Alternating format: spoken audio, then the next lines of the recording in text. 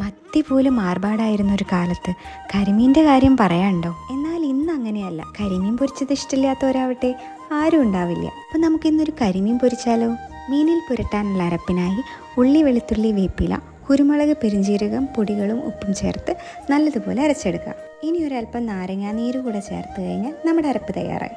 ഇനി ഇത് നമ്മുടെ മീനിൽ നല്ലതുപോലെ തേച്ച് പിടിപ്പിക്കാം. ആ വെളുത്തുള്ളിയും കറിവേപ്പിലയുമാണ് ശരിക്കും സ്വാദ് കൂട്ടുന്നത്. ഇനി ഒരു അരമണിക്കൂറിന് ശേഷം നല്ലപോലെ ചൂടായ വെളിച്ചെണ്ണയിലേക്ക് നമുക്ക് നല്ലപോലെ പൊരിച്ചെടുക്കാം. നല്ല ആട്ടിയ വെളിച്ചെണ്ണയിൽ പൊരിച്ച മീൻ, അതിൻ്റെ ആ മണം, അതിൻ്റെ ആ സ്വാദ്, അതൊന്ന് വേറെ തന്നെയാണ്.